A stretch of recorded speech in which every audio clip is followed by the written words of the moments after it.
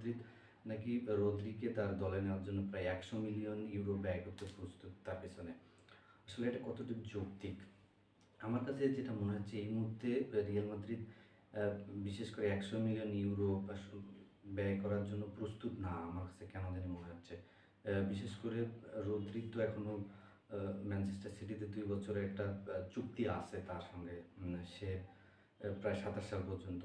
যদিও বা শোনা যাচ্ছে যে সামনে বছর সামনের সিজনে এই রিনিউ করতে পারে কন্ট্রাক্টটা। যদি রিনিউ কন্ট্রাক্টটা না করে তাহলে 100 মিলিয়ন ইউরো হয়তোবা সেক্ষেত্রে সামনের সিজনে 70 থেকে 80 মিলিয়ন ইউরোতে হয়তোবা তাকে পেয়ে যেতে পারে আমার ধারণা।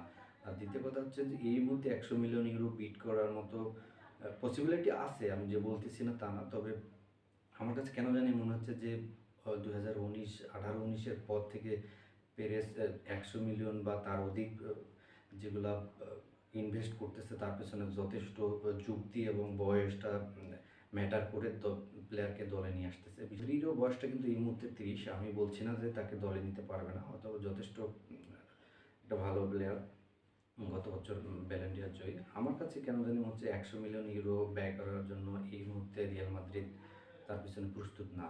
দ্বিতীয় যদি বলি ম্যাকলিস্টার 130 মিলিয়ন ইউরো নাকি তাকে দিতে চাচ্ছে রিয়াল মাদ্রিদ।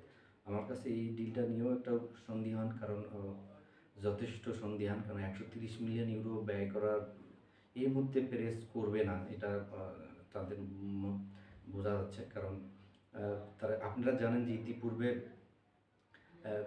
পিএসজি রিয়াল মাদ্রিদে যখন এমবাপ্পে আসলো তার গত 2 সিজনে প্রায় একটা অফার করে বসছিল পেরেজ যে তাকে দলে নেওয়ার জন্য, কিন্তু পিএসজি ওই মুহূর্তে 180 মিলিয়ন থেকে 200 মিলিয়ন ইউরো চেয়ে বসেছিলেন। কিন্তু পেরেজ কী করলেন, তাকে ঠিকই দুই সিজন পর ফ্রি ট্রান্সফারে দলের মধ্যে বেরিয়েছেন। আসলে এরকম অনেক আছে সাইনিংয়ের ক্ষেত্রে, আমার কাছে যতটা মনে হচ্ছে না। কারণ আপনারা দেখবেন 2018-19 সালের পর 130 মিলিয়ন ইউরোতে ইডেন হ্যাজার্ডকে চেলসি থেকে নিয়ে আসা হয়েছিল। আসলে এটা রিয়াল মাদ্রিদের একটা ফ্লপ সাইনিং ছিল। তখনের পর থেকে আমার তো ধারণা, আমি যদি ভুল না করি, প্রায় 110 মিলিয়ন ইউরোর মতো জুড বেলিংহামের পিছনে, তারপরে চুয়ামেনি, এবং এর পিছনে আর 100 মিলিয়ন ইউরো ব্যয় করে মাদ্রিদ প্লেয়ার দলে ভেড়ায়নি। আর তৃতীয় বলি যে এনজো ফার্নান্দেজ এই মুহূর্তে দুর্দান্ত মিডফিল্ডার, এটা স্বীকার করতে হবে। তাকে চেলসি এই মুহূর্তে ছাড়বে না, এটা শোনা যাচ্ছে। তবুও নাকি মার্কেট প্লেসে রিয়াল মাদ্রিদ তাকে নেওয়ার জন্য বিশেষ করে আগ্রহ দেখাচ্ছে। বিষয়টা আমার কাছে একটু সন্দেহান মনে হচ্ছে, কারণ 130 মিলিয়ন ইউরো দিয়ে এই মুহূর্তে কেনার জন্য কিনবে কিনা এটাও যথেষ্ট যুক্তিসঙ্গত মনে হচ্ছে না আমার। এই হচ্ছে ব্যাপার। তবে দেখা যাক কী করেন তারা, হয়তো বা এই মুহূর্তে প্ল্যান কিনতেও পারেন, কিন্তু নাও পারেন।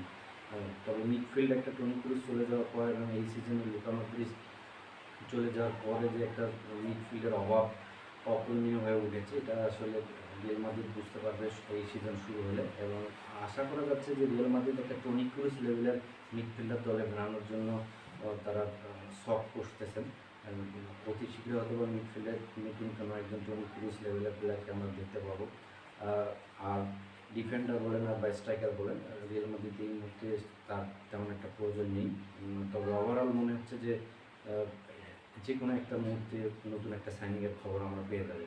ধন্যবাদ সবাইকে, ভালো থাকবেন।